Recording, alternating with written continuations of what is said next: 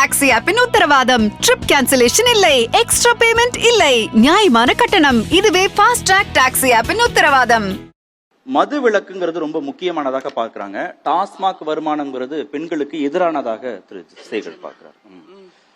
இப்போ புதிதாக ஒரு தகவல் இப்பதான் வந்தது. இந்த புதுச்சேரியில பிரேக்ஃபாஸ்ட் பிரெட் அண்ட் பிரேக்ஃபாஸ்ட்னு ஒரு ஸ்கீம் இருக்கான்.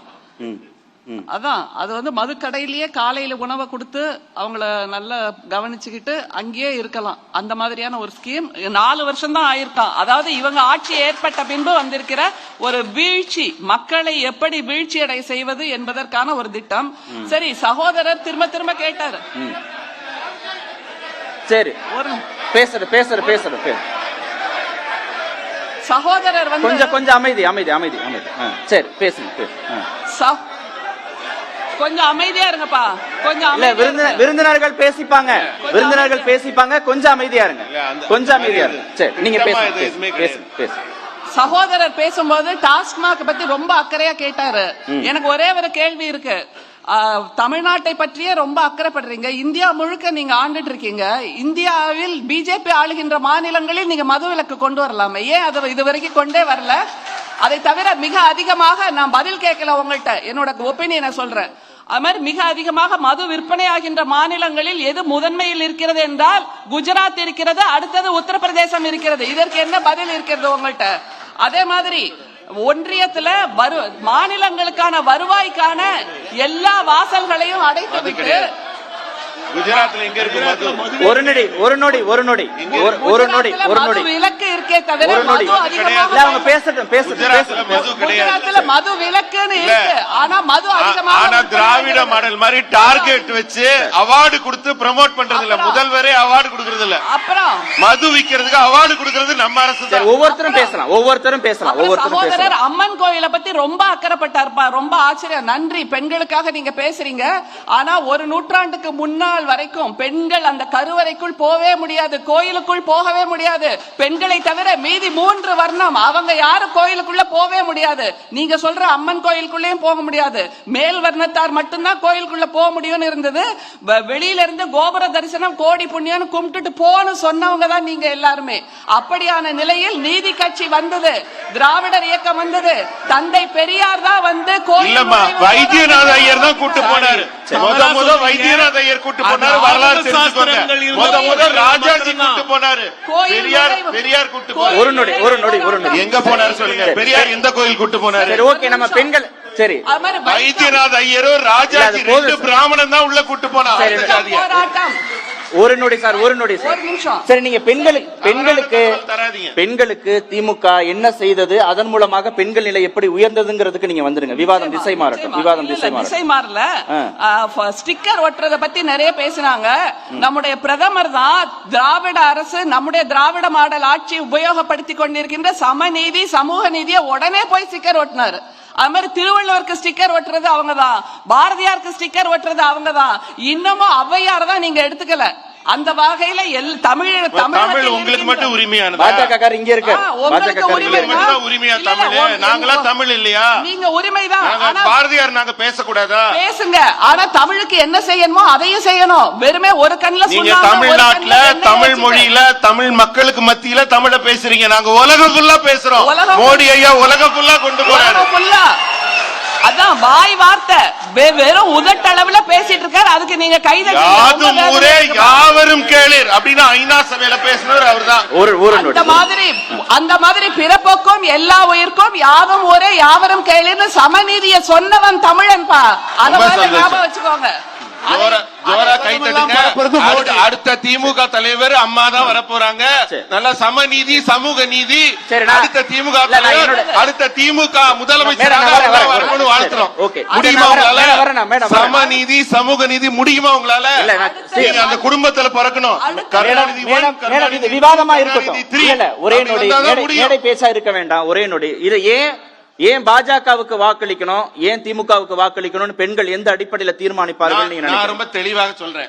ஏன் பாஜகவுக்கு பெண்கள் வாக்களிக்கணும்? நான் முன்னாடியே பட்டியலிட்டுட்டேன், இன்னொரு முறை சொல்ல விரும்பல. நானு stand up Yojana, Mudra Yojana, Beti Bachao, PM Awas, PM Ujjwala, Swachh Bharat 18 திட்டம் எல்லாம் பெண்களுக்காக சொன்னேன். ஆனா திமுக சொன்னதை சொல்றேன். வாக்குறுதிங்கிறது வாக்குறுதிங்கிறது வாயில வந்ததெல்லாம் சொல்றதுக்கு பேரு வாந்தி, வாக்குறுதி இல்ல. ஒரு உதாரணம் சொல்றேன். ஒரு விளையாட்டுத்துறை அமைச்சர் பேசுறாரு, வெக்கம், மானம், சூடு, சொரண புத்தி இருக்கிறவங்க தான் நீட்ட நீக்க முடியும் அப்படின்னு டயலாக் விட்டாரு. இப்ப அவரால் நீக்க முடியல. அப்ப நம்ம என்னன்னு எடுத்துக்கிறது? அவங்களுக்கு வெக்கம், மானம், சூடு, சொரண இல்லன்னா. நான் இன்னொன்னு சொல்றேன், திமுகவோட வாக்குறுதி மகளிர் வெறுமை தொகைன்னு ஒண்ணு கொடுத்தாங்க. வெறுமையா உரிமையா? உரிமை. ஓகே, மகளிர் உரிமை தொகைனா எல்லா பொம்பளைங்களுக்கும் கொடுக்கணும்ல. 2.25 லட்சம் பொம்பளைங்க இருக்காங்க. அதுல செலக்ட் பொம்பளைங்க வார்த்தை எல்லாம் பயன்படுத்துவீங்க. சரி, பெண்கள் மகளிர் தகுதி வேணுமா? பெண்ணாக இருக்கிறதுக்கு தகுதி வேணுமா? பெண்ணாக இருக்கிறதுக்கு என்னங்க தகுதி வேணும்? எல்லா பெண்ணுக்கும் கொடுக்க வேண்டியதானே? உரிமைனா எல்லாருக்கும். சரி சார், ஒரு நொடி சார், ஒரு நொடி சார், வர இல்ல சார். தங்கநகை கடன் தள்ளுபடி சார், கொஞ்சம் இல்ல, நீங்க நெறியாளருக்கு ஒத்துழைப்பே கொடுக்கலன்னா நான் விவாதத்தை கட்டமைக்க முடியும். நான் வரேன். நான் போதுமான நேரம் கொடுத்துறேன் உங்களுக்கு. நிறைய குறுக்கீடுகள் வேற இருக்கு உங்க தரப்புல இருந்து. கொஞ்சம் இல்ல கொஞ்சம் நீங்க மண்ணின் மைந்தர், எங்களை எந்த சேதாரம் இல்லாம எங்களை வழி அனுப்பு சொல்ல விட மாட்டேங்கிறீங்க. ஜெகத் கஸ்பர் சார், ஓட்டிங் பேட்டர்ன், பெண்கள்கிட்ட ஓட்டிங் பேட்டர்ன் எப்படி இருக்கு? இந்த கட்சி, அது திமுகவா பாஜகவா, எந்த அடிப்படையில அவங்களுடைய வாக்கு அமைப்பு இருக்கு? தமிழகத்தை பொறுத்த வரைக்கும் நாடாளுமன்ற தேர்தல், சட்டமன்ற தேர்தல், தமிழகத்தை பொறுத்த நான் மீண்டும் சொல்றோம், நீங்க திராவிட மாடல் என்று சொல்லுகிற பொழுது அது நான் ஒரு சமகால குறியீட்டு சொல்லாக நான் பார்க்கல. திராவிட மாடலுக்குள் இடதுசாரி சிந்தனை உள்ளவர்கள் உண்டு, தமிழ் தேசிய சிந்தனை உள்ளவர்கள் உண்டு, முற்போக்காக சிந்திக்கிறவர்கள் உண்டு. அத்தனை பேருடைய ஒரு குறியீட்டு சொல் தான் இந்த திராவிட மாடல் என்று நான் எடுத்துக்கொள்கிறேன். அந்த ரெண்டு பேருமே இதெல்லாம் பண்ணணும்னு சொல்றாங்கல்ல. ஏன் பெண்கள் இன்றும் கூட மீண்டும் சொன்னேன், சமகால போதாமைகள் உண்டு, இல்லை என்று சொல்லல. சமகால போதாமைகள் நிறைய உண்டு, விமர்சிப்பதற்கு நிறைய உண்டு, அது வேறு விவாதம். ஆனால் இன்றும் பெண்கள் கணிசமாக அல்ல, பெரும்பான்மையாக சமூக நீதியின் பக்கத்தில் நிற்கிறார்கள் என்றால், ஆரம்ப கல்வியை ஜனநாயகப்படுத்திய ஐயா காமராஜர் அவர்களாக இருக்கலாம், அதற்கு பிறகு உயர்கல்வியை ஜனநாயகப்படுத்திய சமூக நீதி திராவிட இயக்கங்களை மறக்கல. இன்னைக்கு எந்த ஆபீஸுக்கு போனாலும் குடும்பங்களை வாழ வைக்கிறவர்கள் பெண்களாக இருக்கிறார்கள் என்றால் உயர்கல்வியை அப்படி ஜனநாயகப்படுத்தி இருக்காங்க. அவங்க மத்தவங்க யாரும் பண்ணல, இங்க தமிழ்நாடு பண்ணிச்சது. அல்லது அந்த குழந்தைங்களுக்கு கிராமத்திலையும் போய் அவங்களுக்கு சைக்கிளை கொடுத்து, மதிய உணவு கொடுத்து, காலை உணவு கொடுத்து, பள்ளிக்கூடத்துக்கு போங்க, உயர்கல்விக்கு என்று நீங்க அவ்வளவு உதவிகள் கொடுத்து. பாஜக மாடல் சமூக நீதியிலிருந்து விலகி நிக்குதா? அப்படின்னா எப்படி நீட் கொண்டு வந்திருப்பாங்க? எப்படி அனிதா செத்து போயிருப்பாங்க? ஏன் அனிதா தற்கொலை செய்யணும்? ஒவ்வொரு ஆண்டு 2-3 தற்கொலைகள் நடக்குது இல்ல? எப்படி நடக்குது? ஏன் நடக்குது?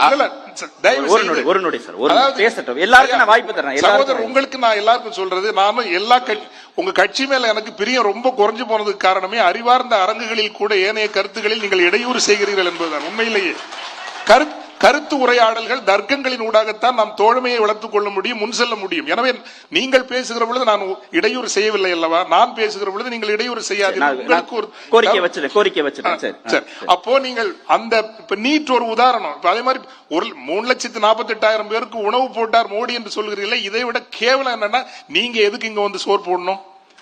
நீங்க எதுக்கு இங்க வந்து சோறு போடணுங்கிற? நீங்க எங்கள் மாநிலத்துக்கு தெரியாமலேயே, மாநிலங்களுக்கு தெரியாமலே செஸ் நீங்க போடக்கூடாது, சர்சார்ஜ் உங்க உரிமை இல்ல. அதான் பொருளாதாரம் தெரிந்த ஐயா அவர்களுக்கு தெரியும். நீங்க செஸ் சர்சார்ஜ் மூலமாகவே மாநிலங்களுக்கு தெரியாமல் கடந்த ஓராண்டில் மட்டும் 40 லட்சம், சில ஆண்டுகளில் மட்டும் 40 லட்சம் கோடி ரூபாய் கொள்ளையடித்திருக்கிறீர்கள், திரட்டி இருக்கிறீர்கள். திரட்டி விட்டு உங்கள் போஸ்டரை ஒட்டி எதுக்கு பிரைம் மினிஸ்டர் பேர் மாநிலங்களுக்கு தானே திரும்ப கொடுக்கறாங்க? எதுக்கு உங்க பேரோட ஏன் கொள்ளையடிக்கிறாங்கன்னு சொல்லணும். இந்த ஊர்ல இன்னைக்கு நான் இப்பதான் ஒரு 4 தொகுதியில சர்வே முடிச்சிட்டு வரேன். 4 தொகுதியில சர்வே முடிச்சுட்டு நான் இங்க வரேன் நேரா. இன்னைக்கும் உங்களுக்கு 6% ஓட்டு, சில தொகுதிகளில் 8% வந்திருக்கு. இவ்வளவுதான் உங்க ஓட்டு. 8%, 6% இருக்கிற ஒரு ஊர்ல 40%, 48% ஓட்டு வாங்கி மேண்டேட், ஒரு மேண்டேட்டோட உட்கார்ந்து இருக்கிறவங்க தானே இங்க உள்ள வரிகளினுடைய ஒரு விநியோகத்தை செய்ய வேண்டும். இந்த பெடரலிசம் கூட உங்களுக்கு தெரியாதா? புதுடில்லி சர்வாதிகாரத்துக்கு நாங்கள் அடிபணிவதற்கு தயாராக இல்லை தமிழர்கள். இதை நல்லா ஞாபகம் வச்சுங்க. எங்களுக்கு புதுடில்லி சர்வாதிகாரம் தேவையில்லை. நீங்க வச்சுக்கோங்க, நாட்டை நீங்கள் வென்று கொண்டு மேக்ரோ எக்கானமியை கண்ட்ரோல் பண்ணுங்க, கரன்சியை கண்ட்ரோல் பண்ணுங்க, பார்டர்ஸ் டிஃபெண்ட் பண்ணுங்க, சயின்டிபிக் ரிசர்ச் எல்லாம் பண்ணுங்க. எங்களுக்கு சோறு போடுறதுக்கு நீங்க எதுக்கு வரணும்? பேசுவோம். ஃபாஸ்ட் ட்ராக் டாக்ஸி ஆப்பின் உத்தரவாதம், ட்ரிப் கேன்சலேஷன் இல்லை, எக்ஸ்ட்ரா பேமெண்ட் இல்லை, நியாயமான கட்டணம். இதுவே ஃபாஸ்ட் ட்ராக் டாக்ஸி ஆப்பின் உத்தரவாதம்.